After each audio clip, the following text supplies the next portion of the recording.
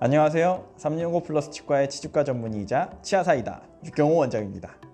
지난 치아사이다 영상편에서는 유쾌한 영상들을 다뤘다면 이번 편은 진료와 관련된 정보를 좀 쉽게 풀어드리고자 합니다. 코너의 이름은 바로 EBS. 여기 카메라로 찍고 계신 선생님의 경우 의료진이 아니라 일반인에 가깝기 때문에 엑스레이 보는 방법을 전혀 몰라서 진료받을 때 그냥 아는 척 이렇게 고개만 끄덕끄덕 하셨다고 하더라고요. 그래서 우리 환자분들께서도 똑같은 고충을 겪고 계실 거라고 생각되어서 이 영상을 촬영하게 되었습니다. 오늘의 EBS는 엑스레이를 보는 방법입니다. 이거 치과 가실 때 이 영상을 참고하셨다가 치과에 가시면 조금 더 설명하는 부분에 대해서 매끄럽게 알아들으실 수 있을 겁니다. 먼저 거울이나 셀카를 찍어서 볼 때랑은 다르게 치과 엑스레이는 좌우가 반대로 찍힙니다. 자, 이 그림을 한번 참조할게요.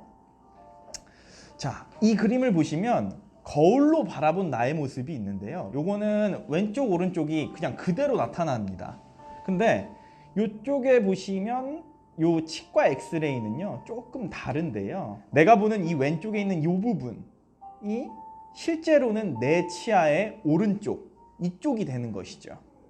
내가 보는 오른쪽에 있는 치아들이 실제로 나한테는 왼쪽에 해당하는 치아들이 됩니다. 이해가 되셨나요? 네. 다음 영상으로 가볼게요. 이해하기 쉽게 해보겠습니다. 이게 예시를 들면 빨리 이해가 갑니다. 365 플러스 치과에서 실제 진료받고 있는 직원분의 엑스레이를 보여드리겠습니다. 저희 지금 뭐 여기 촬영하시느라고 이렇게 나와 계시는데요. 실제로 막 웃음을 참지도 못하고 계세요. 자, 이쪽이 지금 보면 제가 보는 왼쪽입니다. 그리고 이쪽이 제가 보는 오른쪽이죠. 근데 제가 보는 오른쪽은요 실제로 환자한테는 왼쪽이 됩니다. 그러니까 이분은 왼쪽에 임플란트를 심으신 적이 있는 분이에요. 방사선 사진상에서 어떤 것들은 판별이 가능하고 어떤 것들은 판별이 불가능한지에 대해서 알려드릴게요. 일단 가장 쉬운 것부터 말씀을 드리면 뼈를 말씀드릴 수 있어요. 자, 뼈를 한번 볼게요. 뼈는요 이렇게 실제로는 사람들이 뼈가 단단한 조직으로 생각하실 수 있지만 실제로는 겉에만 단단한 조직으로 되어 있고요. 안에를 들어가면 도라르방 같이 생겼어요. 도라르방 기억하시죠? 혹은 연근보다는 좀 더 촘촘한 구멍이 뚫려 있습니다. 그래서 이렇게 뼈 안쪽을 보시면 이제 엑스레이를 딱 쐈는데 막혔기 때문에 흰색으로 나오기는 하되 구멍이 뚫려 있기 때문에 이렇게 막 구멍이 뚫려 있는 듯한 이런 모습을 확인할 수가 있어요. 막혀서 구멍 뚫려 있는 것처럼 보이는 게 뼈다, 이렇게 이해를 해주시면 되고요. 자, 그리고 이렇게 검정색으로 나온 부분이 있어요. 검정색으로 나온 부분들은요 엑스레이가 쭉 통과했기 때문에 그냥 빈 공간이라고 생각하시면 됩니다. 공기라고 생각하시면 되고요. 자, 치아는 뼈보다 밀도가 높습니다. 그러니까 엑스레이를 쐈을 때 흰색으로 더 나오겠죠. 그래서 뼈랑 치아랑 비교해보면 치아가 더 흰색으로 나오고요. 자, 신경관을 한번 봐야 되는데요. 자, 파노라마상에서 확인할 수 있는 신경은 자, 저희 머리의 12신경 중에 5번째 신경가지인 멘탈러브가 되겠습니다. 쉽게 말씀드리면 턱에 여기 감각 있죠. 이렇게 제가 만지면 느낌이 온다. 이 감각을 담당하는 신경입니다. 이게 신경이 왜 중요하냐면요. 이 임플란트를 심을 때요. 이 신경을 건드리게 되면 감각에 대한 이상이 와요. 여기 만졌는데 느낌이 안 와요.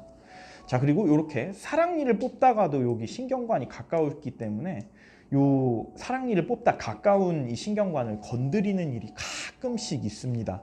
그래서 이 신경관을 파노라마상에서 어디까지 있는지 살펴봐야 되는 겁니다. 파노라마는요 왜곡상이기 때문에 파노라마만 가지고 절대로 확진을 할 수 없게 되어 있습니다. 그래서 이 부분에 대한 의심을 하고 가야 되는 것이죠.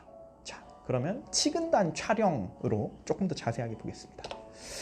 자, 치근단 촬영 그 부분만 자세하게 촬영을 한 건데요. 자, 자세히 딱 이렇게 의심을 하고 보면 자, 여기 사진하고 여기 음영을 한번 비교해 보십시오.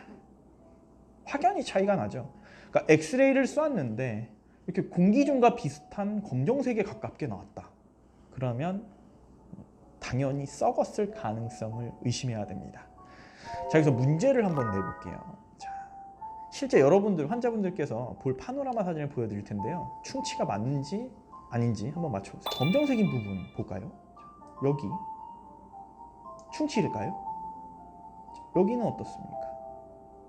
충치일까요? 여기는 어떻습니까? 충치일까요? 맞춰보십시오. 이런 부분들은 충치가 아닙니다. 충치라고 하면요, 분명한 어떤 색의 변화 같은 것들이 관찰이 되고요. 파노라마 사진상 갖고는 아직 아까도 말씀드렸지만 확진을 할 수가 없어요. 정말 많이 썩었어야 저희가 알 수 있거든요. 그러니까 이런 부분들을 충치라고 단언하기는 어렵고요. 당연히 임상검사를 동반해야 되고, 만약에 의식의 위험이 있다고 하면 아까 교익 촬영 같은 부분들, 그러니까 인전면 의식 같은 것들은 교익 촬영을 통해서 한 번 더 확인을 하고, 그 다음에 임상검사로도 혹은 환자의 증상으로도 조금씩 더 확인을 해야 합니다.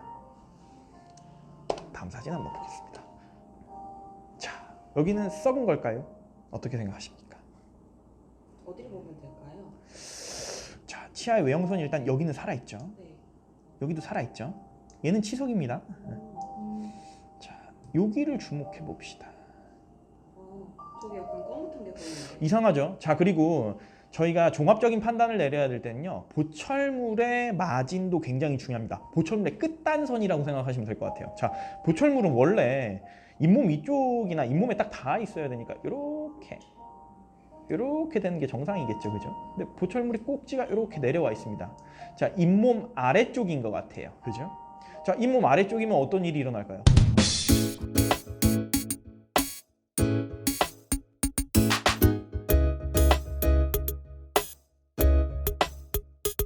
이 사람 누구지?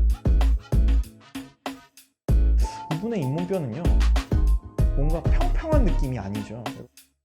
충치를 치료했다고 해서 통증이 사라지진 않습니다.